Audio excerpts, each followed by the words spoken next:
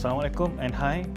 Saya JM Sam. Hari ini saya nak share kisah klien saya yang menghidap serangan jantung pada tahun 2023. Kalau dalam istilah takaful dia panggil penyakit kritikal.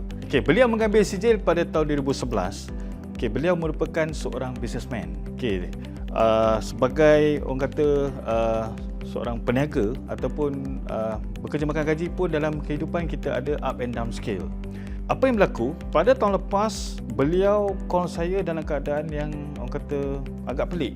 Kerana sebelum ni happy, ceria dan sebagainya, tiba dah tahun lepas dia call saya dengan keadaan yang sangat very weak, suara yang agak lemah dan dengan keadaan yang tercungap-cungap. So beliau maklumkan kepada saya beliau mengalami short of breathing ataupun sesak nafas.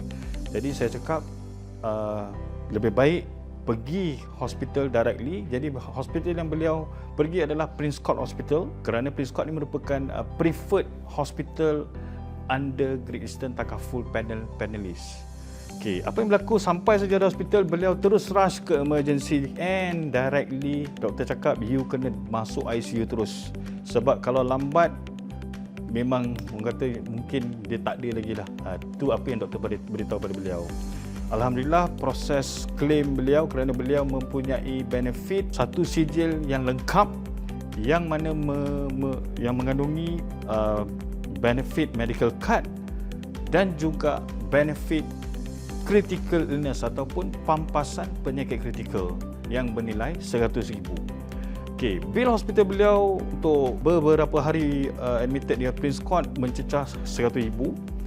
Yang ditanggung sepenuhnya oleh Great Eastern Takaful. Dan selepas keluar hospital, saya pun uruskan klaim beliau dan Alhamdulillah Great Eastern Takaful meluluskan pampasan serangan jantung sebanyak RM100,000. Saya visit beliau dan beliau cakap of course bila customer kita ni kalau dah dapat claim, of course dia akan cakap terima kasih. Sebab itulah orang kata tanggungjawab kita sebagai ejen, yang mana tugas kita adalah nak membantu masyarakat luar di mana ketika diorang dalam keadaan yang sangat memerlukan, dilanda musibah dan sebagainya.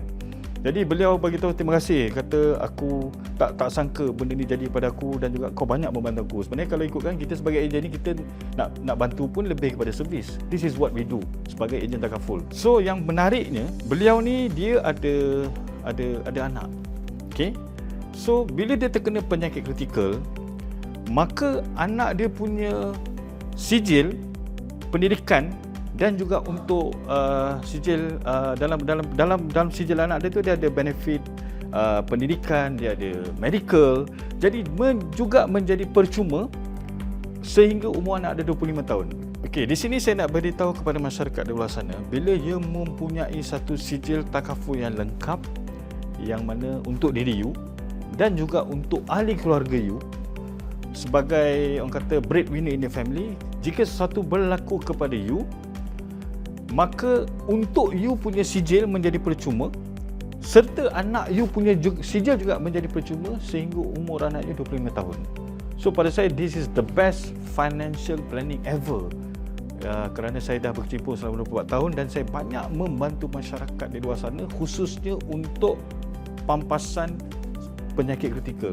Kita kena pastikan bahawasanya kita beri benefit yang betul kepada masyarakat dan juga kita patut tekankan benefit penyakit kritikal ni adalah sangat penting, kerana dengan pampasan benefit kritikal ni, klien saya beritahu saya dia dapat melunaskan hutang.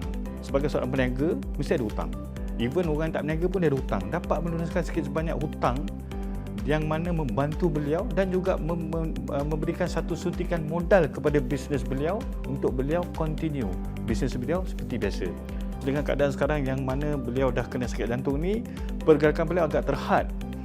Tapi orang kata satu yang uniknya plan klien saya ni, saya sertakan juga dengan pelaburan, yang mana pelaburan beliau juga menjadi percuma sehingga umur beliau 80 tahun. Jadi di sini saya nak tekankan kenapa pampasan penyakit kritikal sangat penting. Kerana dengan pampasan penyakit kritikal ni lah, maknanya kita nak kalau boleh sewaktu hidup ni kita dapat duit. Kerana ramai orang kat luar sana bila meninggal, diri kita ni tak dapat duit. Orang yang ditinggalkan tu dapat duit. Jadi pada saya, Kalau dulu dikata hibah untuk orang yang tersayang, kenapa kita tak buat satu hibah untuk diri yang tersayang? Hibah diri yang tersayang ni maksud saya adalah pampasan penyakit kritikal. Kerana bila kita sakit, kita yang patut dapat duit. Kalau you ada sijil medical card saja, okey, maknanya segala kos perubatan you takkan ada masalah. Tapi masalahnya adalah kalau you dah kena sakit kritikal, you mungkin dah tak boleh kerja. You mungkin tak ada duit. Jadi bagaimana pula you nak bayar you punya komitmen rumah, kereta, utility bills? Katalah perbelanjaan you sebulan mungkin RM5,000. Jadi siapa yang nak bagi duit ni? Kalau you ada pampasan penyakit kritikal yang besar, sebagai contoh, katalah you ada RM200,000. Maknanya dekat situ sekurang-kurangnya you ada 40 bulan punya perbelanjaan yang telah disediakan. Ambil peluang dan pastikan you ada pampasan penyakit kritikal yang mencukupi. Sekurang-kurangnya pada saya, pengalaman saya sarankan at least you kena ada 2 tahun punya perbelanjaan. Kalau you sekurang-kurangnya dalam masa 2 tahun tu you ada masa dan ruang untuk you lift up balik you punya life. The highest claim yang saya pernah uruskan untuk pampasan penyakit kritikal sepanjang pengalaman saya adalah sebanyak RM750,000, yang mana pelanggan saya ni dia seorang businessman. Dia mengidap sakit buah pinggang. Okay, kalau let's say medical card, dia hanya membantu you dalam dialysis. Dia mungkin nak membantu you untuk tukar buah pinggang tu, kos dia lagi besar. Sebab bila nak tukar buah pinggang dia melibatkan penderma dan juga kita yang sakit buah pinggang. Jadi kos penderma ni siapa nak tanggung? Tapi dengan pampasan kritikal yang besar ni, okay, apa yang klien saya buat, dia pergi tukar buah pinggang dan juga dia tanggung juga kos untuk penderma.